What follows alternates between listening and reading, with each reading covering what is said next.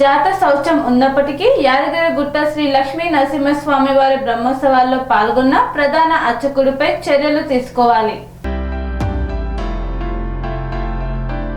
జాత శౌచం ఉన్నప్పటికీ యాదగిరిగుట్ట శ్రీ లక్ష్మీ నరసింహస్వామి వారి బ్రహ్మోత్సవాలలో పాల్గొని శాస్త్ర విరుద్ధంగా ప్రవర్తించి హిందూ ధర్మానికి విఘాతం కలిగించేలా వ్యవహరించిన యాదగిరిగుట్ట దేవస్థానం ప్రధాన అర్చకుడు కాండూరి వెంకటాచార్యులు, ముఖ్య అర్చకులు కాండూరి శ్రీనివాసాచార్యులపై తగిన చర్యలు తీసుకోవాలని బహుజన సాహిత్య అకాడమీ జాతీయ అధ్యక్షులు నల్లా రాధాకృష్ణ డిమాండ్ చేశారు.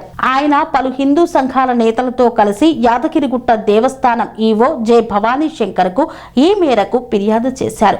అనంతరం ఆయన మాట్లాడుతూ యాదగిరిగుట్ట దేవస్థానంలో ప్రధాన అర్చకుడిగా పనిచేస్తున్న కాండూరు వెంకటాచార్యులు శాస్త్రానికి, ఆలయ సాంప్రదాయాలకు విరుద్ధంగా ప్రవర్తించారని ఆరోపించారు. కాండూరు వెంకటాచార్యులు సొంత పాలిబంధువైన కాండూరి భార్గవ్కు శిశువు జన్మించగా హిందూ శాస్త్ర ప్రకారం శిశువు జన్మించిన రోజు నుండి ఆ కుటుంబానికి చెందిన వారికి జాత శౌచం 10 రోజుల పాటు ఉంటుందని తెలిపారు.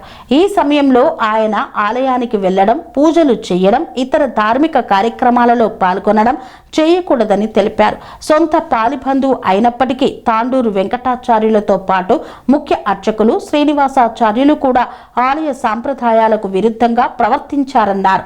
యాదగిరిగుట్ట బ్రహ్మోత్సవాలలో వారు పాల్గొని సాంప్రదాయానికి విఘాతం కలిగించారని ఆరోపించారు. ఈ విషయం ఎవరికీ తెలియకుండా జాగ్రత్త పడేందుకు ప్రయత్నించారని పేర్కొన్నారు. ఫిబ్రవరి 25వ తేదీన జరిగిన స్వామివారి కళ్యాణ మహోత్సవ కార్యక్రమాన్ని కాండూరు వెంకటాచార్యులు జాత శౌచం ఉన్నప్పటికీ నిర్వహించారన్నారు. తెలంగాణ రాష్ట్ర ప్రభుత్వం దేవుడికి సమర్పించే పట్టు వస్త్రాలను ఆయన మైలలోనే స్వయంగా పట్టుకున్నారని విమర్శించారు. అదేవిధంగా రాష్ట్ర మంత్రులకు, అధికారులకు మైలలు ఆశీర్వచనం చేశారని ఆరోపించారు. ఆ తర్వాత జరిగిన రథోత్సవం సందర్భంగా కూడా ఆయన రథంపై ఎక్కి పూజలు నిర్వహించారని, పూర్ణాహుతి, చక్రస్నానం కార్యక్రమాల్లో కూడా పాల్గొన్నారని తెలిపారు.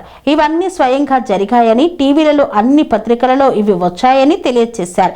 ఈ విధంగా శాస్త్ర విరుద్ధంగా ప్రవర్తించిన కాండూరు వెంకటాచార్యులు, ముఖ్య అర్చకులు కాండూరి శ్రీనివాసాచార్యులపై తగిన చర్యలు తీసుకోవాలని తాము డిమాండ్ చేస్తున్నామని పేర్కొన్నారు. ఇది హిందూ ధర్మాన్ని, శాస్త్రాన్ని అవమానపరచడమేనని ఆయన ఆరోపించారు.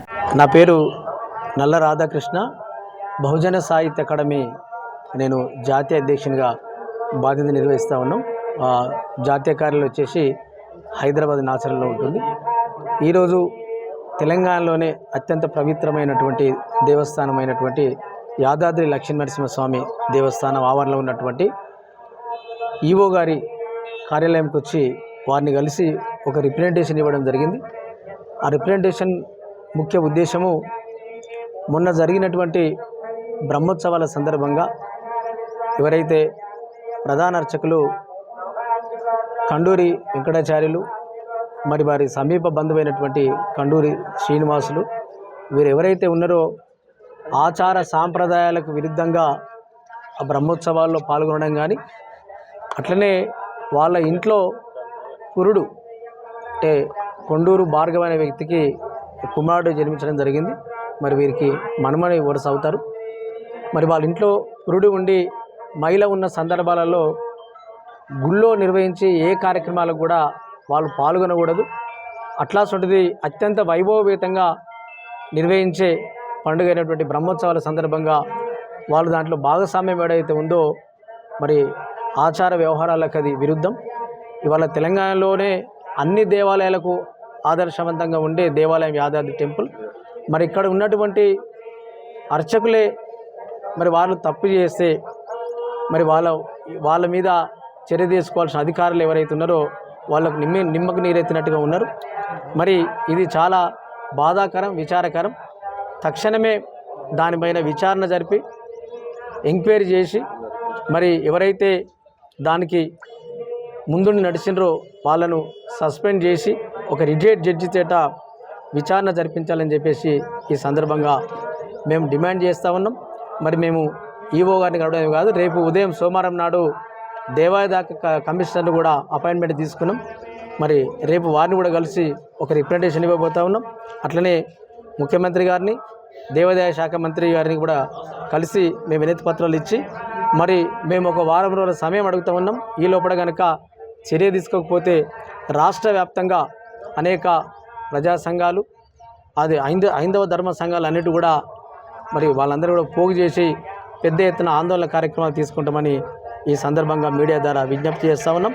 మరి ఈ కార్యక్రమంలో నాతో పాటుగా తెలంగాణ ఉద్యమకారుల జేఏసీ రాష్ట్ర కోఆర్డినేటరు టేకి రాజశేఖర్ గారు, అట్లనే Telangana senior citizen JAC chairman Vishnu గారు, అట్లనే విశ్వ హిందూ పరిషత్ నాయకులు కొమ్మగల్ల వెంకటేశ్వర్లు గారు, అనేక ప్రజా సంఘాలు ఒక 30 మంది వరకు మేము ఈరోజు ఇక్కడికి రావడం జరిగింది. ఈఓ గారికి రిప్రజెంటేషన్ ఇస్తే తప్పకుండా వారు చెప్పినారు, ఈ సమస్య మా దృష్టికి వచ్చింది, తప్పకుండా దీని మీద విచారణ జరిపి తప్పకుండా చర్యలు తీసుకుంటాము, మీకు సరైన న్యాయం చేస్తామని కూడా వారు హామీ ఇవ్వడం జరిగింది. వారికి ధన్యవాదాలు.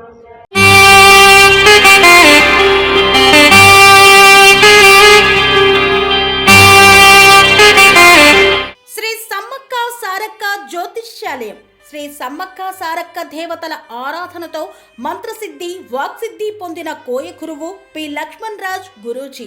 ఈ సృష్టిలో దైవశక్తి ఉన్నది ఎంత నిజమో, దుష్టశక్తి ఉన్నది అన్నది కూడా అంతే వాస్తవం. మనకు తెలియకుండానే మన చుట్టూ దుష్టశక్తులు తిరుగుతుంటాయి. మనమంటే గిట్టని వారు, మన ఎదుగుదల నచ్చని వారు మనపై ఎన్నో ప్రయోగాలు చేస్తుంటారు. ఈ ప్రయోగాల వల్ల మనశ్శాంతి కరువవుతుంది, లక్ష్మీ కటాక్షం దూరమవుతుంది, ఎదుగుదల ఆగిపోతుంది, ఆస్తులు చేజారుతుంటాయి, కుటుంబ కలహాలు చోటు చేసుకుంటాయి, రోడ్డు ప్రమాదాలు జరుగుతుంటాయి, ఆరోగ్య సమస్యలు రావడం, పెళ్లి సంబంధాలు కుదరకపోవడం, వివాహ బంధంలో పీటలు భారడం వంటి అనేక ఇబ్బందులకు గురవుతుంటారు. దుష్టశక్తుల ప్రభావం నుండి బయటపడడానికి, ఉద్యోగాన్ని పొందడానికి, ఉద్యోగ ఉన్నతికి, వ్యాపార అభివృద్ధికి, కోర్టు సమస్యల పరిష్కారానికి, రాజకీయ ఎదుగుదలకు, వ్యవసాయంలో మేటి దిగుబడి కోసం, పిల్లల భవిష్యత్తు ఉజ్వలంగా ఉండేందుకు ఒక్కసారి మీరు శ్రీ సమ్మక్క సారక్క జ్యోతిష్య ఆలయాన్ని సందర్శించండి.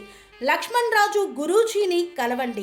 మీ జీవితంలో ఉన్న సమస్త సమస్యలకు పరిష్కారం దొరుకుతుంది. నరదోష, నాగదోషం, బాలగ్రహ దోషాలు, లక్ష్మీ కటాక్షం కోసం, ఆర్థిక అభివృద్ధి కోసం, కనుదిష్టి ప్రభావం, చెడు ప్రయోగాల నివారణ కోసం శక్తి పూజలు చేసి శాశ్వత పరిష్కారం చూపుతూ యంత్రాలు ఇవ్వబడును.